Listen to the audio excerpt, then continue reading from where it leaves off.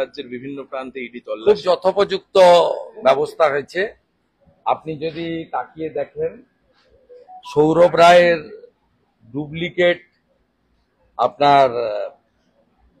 Duplicate এগুলো যদি দেখেন ভয়ঙ্কর অবস্থা। ডুপ্লিকেট চালান দিয়ে বালি পাচার, এবং এই সৌরভ রায়ের এদের সঙ্গে কমপ্লিটলি ভাইপোর নেক্সাস রয়েছে। এবং সৌরভ রায় যেভাবে এখন বর্ষাকালে পুরো পশ্চিম মেদিনীপুর থেকে জঙ্গলমহলে, ঝাড়গ্রাম থেকে বিস্তীর্ণ এলাকায় বাঁধগুলো পর্যন্ত কেটে বেচে দিচ্ছে। ও এ শুধু নয়, পুরো যে বালি সিন্ডিকেট, সেই আউস গ্রামের লালন হতে পারে, পাণ্ডবেশ্বরের গৌতম ঘোষ হতে পারে, সিউড়ির জাকির হতে পারে, সঞ্জীব পাটোয়ারি হতে পারে। এ বড় স্ক্যাম, এবং সরকারের কাছে 20 টাকা রেভিনিউ আসছে, 80 টাকা রেভিনিউ এদের মাধ্যমে এরা সহ পুলিশ সহ ভাইপোর কাছে চলে যাচ্ছে। এবং পশ্চিম মেদিনীপুর, ঝাড়গ্রামের এসপিরা এই সৌরভের নেক্সাসের সঙ্গে ডাইরেক্টলি ইনভলভ। এই তদন্ত আরো গতি পাওয়া উচিত। প্রচুর তথ্য জনগণের কাছে আছে, প্রচুর ডুপ্লিকেট চালান আছে, পুলিশ অফিসারদেরকে দামি দামি গাড়ি ভেট দিয়েছে, তার ছবি আছে।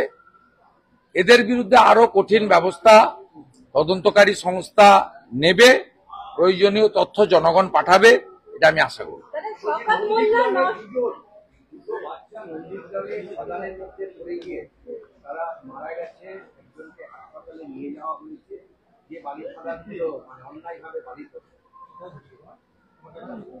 না, আমি আপনাকে বলি, বিষয়টা আমাদের স্থানীয় লোকজন দেখছে, কিন্তু এটা জঙ্গলমহলে এই বর্ষা বা যেখানে বন্যা টন্যার সময় ব্যাপকভাবে হচ্ছে। এবং কয়লা সিবিআই বন্ধ করার পরে আবার চালু করার চেষ্টা হচ্ছে রানীগঞ্জে, আবার যেটা বন্ধ ছিল আবার প্রস্তুতি চলছে। তাতে ভয়ঙ্কর ভাবে, এবং লালগড়ের আইসি এই সৌরভ রায়ের জন্য পুরো একটা গ্রামকে জেল খাটিয়েছে। আপনি চলুন লালগড়ে, আমরা তো এমএলএ টিম, আমরা অভিযান নামবো এবং গ্রামকে গ্রাম আমরা যাব। গোপীবল্লভপুর থেকে, জামবনি থেকে, বিনপুর থেকে, কাঁসাই, সুবর্ণরেখা, এই বেল্ট, বাঁকুড়া, বিষ্ণুপুর এর এই যে অংশ, সারেঙ্গা থেকে শুরু করে একদম পুরো সোনামুখী পর্যন্ত ভয়ঙ্কর অবস্থা। পশ্চিম বর্ধমানেও তাই, বীরভূমেও তাই ভয়ঙ্কর অবস্থা। কোনো নদীর অস্তিত্ব নেই, সব টাকা ভাইপোর কাছে পৌঁছাচ্ছে, এবং এসপিরা সব টাকা তোলার দায়িত্ব আছে, আইসিরা সব কাজ ছেড়ে এই বালির কাজ করছে। হরিদেবপুরে গণধর্ষণের ঘটনায় আমরা যা করার করছি, আমরা লেগে আছি এই ইস্যুটাতে। আমি আজকে নয়, গত 1 বছরের বেশি সময় ধরে লড়ছি। এবং যারা লালগড়ে অন্যায়ভাবে 65 জনকে জেল খাটানো হয়েছে, তাদের পাশেও আমরা দাঁড়িয়ে। আমি ভিডিও কল করে তাদের সঙ্গে কথাও বলেছি। পাওয়া গেছে এখনো 3 জন আধিকারিক রয়েছেন, সাথে রয়েছেন কিন্তু সেন্ট্রাল ফোর্সের যে উচ্চপদস্থ আধিকারিক, তারাই কিন্তু এসছেন। এবং সকাল থেকে আমরা দেখেছি যে 5 জনের একটি কিন্তু দল, তারা কিন্তু তদন্ত চালাচ্ছে। আর এর মধ্যে কিন্তু ফের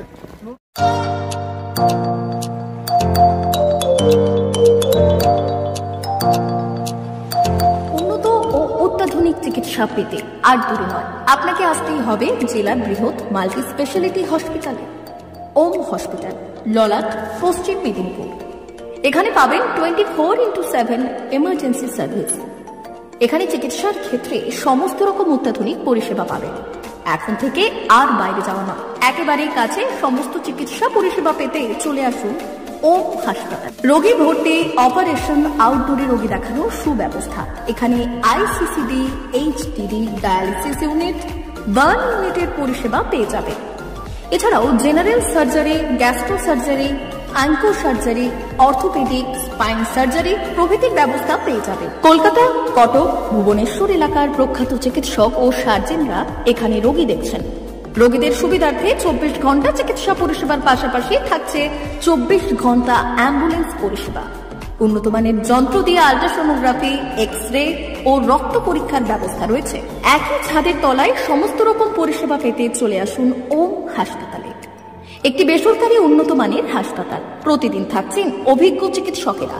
চিকিৎসা করছেন doctor Ankit Agarwal, MBBS, MS, MCH, doctor Jagmohan Mishra, MBBS, MS, MCH, doctor SR Panda, MBBS, MS, ortho, doctor Adnan Rehan Khan, MBBS, MS, ortho, doctor Prasad Mondal, MBBS, MS, gynae, doctor Abhijit Sarkar, MBBS, MD, doctor S তামিলি, MBBS, ডক্টর পথিক সিট, MS, DNB, general surgeon, doctor Miraj Ali Khan, MBBS, DNB, general surgeon.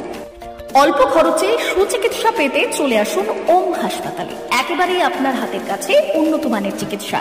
এখানে স্বাস্থ্যসাথী কার্ডের সুবিধা রয়েছে। ললাট, পশ্চিম মেদিনীপুর। যোগাযোগ নম্বর 9333309195 অথবা 70